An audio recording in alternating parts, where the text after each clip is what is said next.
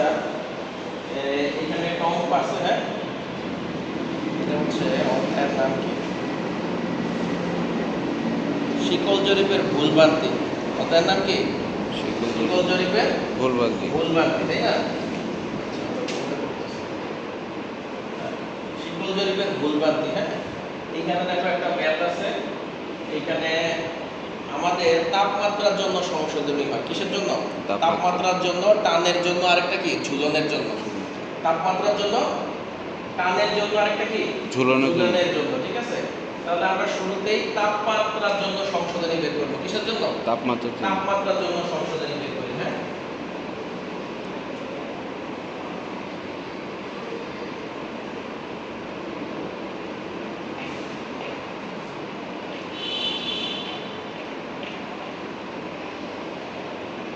দেখো তাপমাত্রার জন্য সংশোধনী হচ্ছে আলফা। কি? আলফা টিএম মাইনাস কত, টি নট, হ্যাঁ। জি স্যার। আর হচ্ছে ইনটু হচ্ছে এল। সূত্র কি তাপমাত্রার জন্য সংশোধনের সূত্র কি? আলফা টিএম মাইনাস কত, টি নট ইনটু কত, এল। ঠিক আছে, আচ্ছা দেখো আলফার মান দেখো দেওয়া আছে, এই তাপীয় প্রসারণ সহগ, দেখছো? জি স্যার। তাপীয় প্রসারণ সহগ, এটা মনে রাখবে, এটা হচ্ছে আলফা, তাপীয় প্রসারণ সহগ, এটা দেওয়া আছে। তাহলে আমরা বসায় ফেলি, কত হচ্ছে 11.5 কত 10 টু দি পাওয়ার -6। দেখছো একটা মান বসানো হয়ে গেছে। এরপরে আছে টিএম। কি আছে? টিএম। ঠিক আছে, আচ্ছা আমাদের এইখানে দেখো একটা তাপ আছে 25 ডিগ্রি সেন্টিগ্রেড তাপমাত্রা আছে। কত? 25 ডিগ্রি। আচ্ছা এখানে বলছে 15 কেজি টানে 25 ডিগ্রি তাপে কোন ইস্পাত ফিতার দৈর্ঘ্য 100 মিটার। ঠিক আছে, তারপরে ফিতাটার প্রস্থচ্ছেদের ক্ষেত্রফল বলা আছে, ওজন দেওয়া আছে। আচ্ছা আচ্ছা এই যে আমরা যখন ফিতাটার মাপ নিছি, ফিতাটার কি নিছি, মাপ নিছি, এই যে একটা লাইন লেখা আছে দেখো, মাপ গ্রহণকালে। কি লেখা আছে? মাপ গ্রহণকালে। মাপ গ্রহণকালে তাপমাত্রা কত ছিল? 33 ডিগ্রি সেন্টিগ্রেড। তাহলে মাপ গ্রহণকালে যেটা সেটা হচ্ছে টিএম, আর একদম শুরুর অবস্থায় যেটা ছিল সেটা হচ্ছে টি নট, আদি অবস্থায়। কি অবস্থায়? আদি অবস্থায় অথবা শুরু অবস্থায়। তাহলে টিএম হচ্ছে মাপ গ্রহণকালে তাপমাত্রা কত?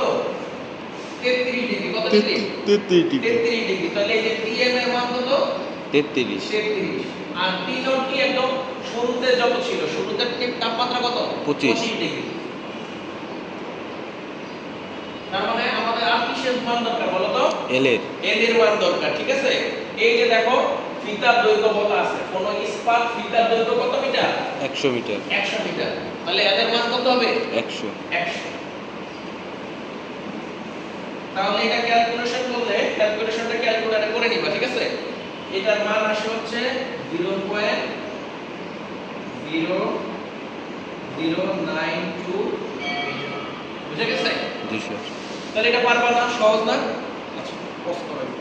তাহলে আমরা তাপমাত্রার জন্য সংশোধনী বের করে ফেলছি, তাই না? জি স্যার। এখন আমরা বের করব টানের জন্য সংশোধনী। কিসের জন্য? টানের জন্য সংশোধনী বের করব। এখানে সূত্র হচ্ছে দেখো PM minus P not. PM minus কি? P নট ইনটু কত? L। আর হচ্ছে A ইনটু কি? E। এখানে A হচ্ছে ক্ষেত্রফল, A কি? ক্ষেত্রফল।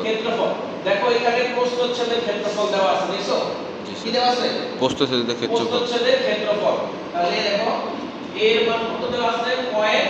0.015, তাই না?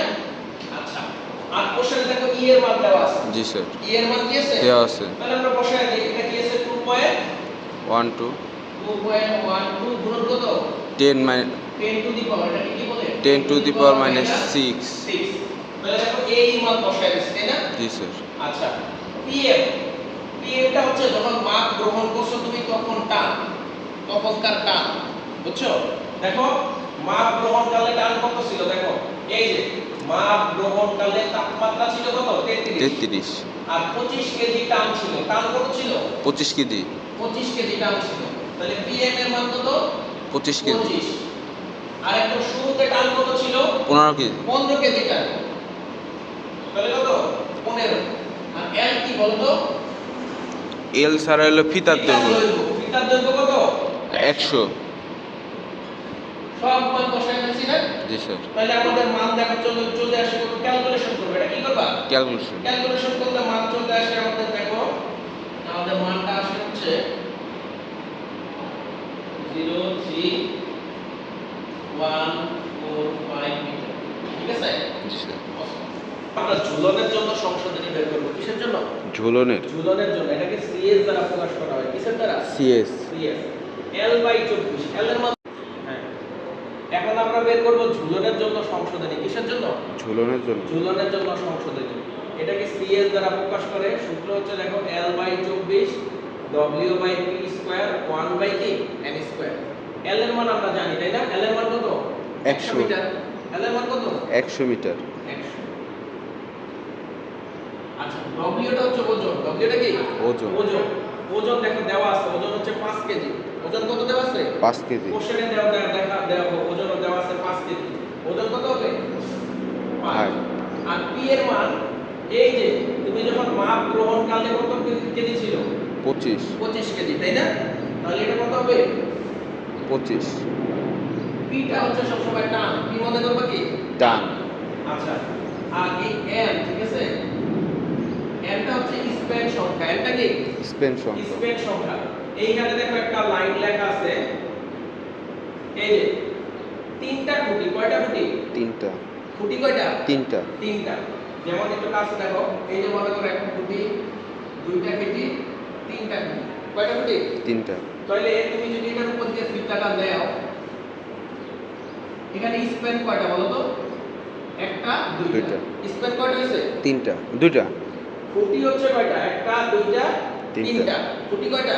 3টা। আর স্প্যান কয়টা হইছে? 2টা। দুইটা। ব্রিজ আছে না?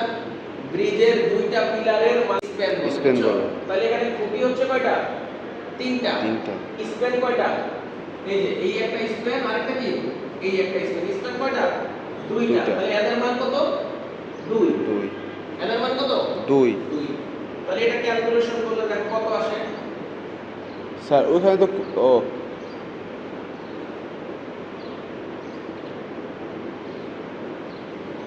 বুঝছো? জি স্যার। আচ্ছা। আর এই সবসময় মনে রাখবা, ঝুলনের জন্য সংশোধনীটা ঋণাত্মক হয়। কি হয়? ঋণাত্মক। কি হয়? ঋণাত্মক। ঝুলনের জন্য সংশোধনীটা সবসময় কি হয়? ঋণাত্মক হয়। তাহলে একটা মাইনাস চিহ্ন দিবা। কি চিহ্ন? মাইনাস চিহ্ন। মাইনাস চিহ্ন দিবা। এখন টোটাল সংশোধনী আমরা বের করি।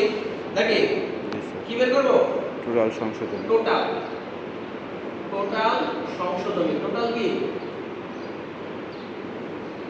আচ্ছা, এই দুইটা কি ছিল বলো তো? প্লাস ছিল না? জি স্যার। আর এটা কি? মাইনাস। তাহলে সবগুলো আর কি আমি যোগ করে দিব। ঠিক আছে?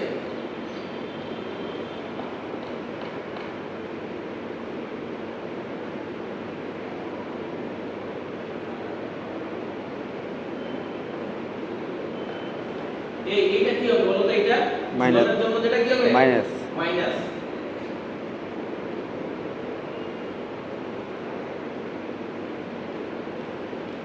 তাহলে দেখো আমার কত আসে ক্যালকুলেশন করে?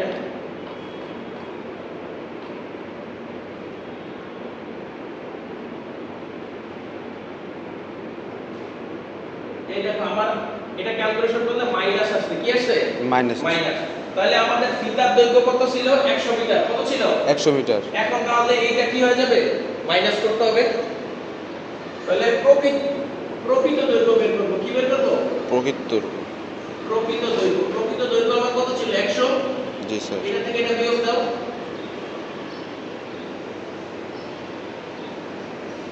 তাহলে এখন কত হয়ে গেছে?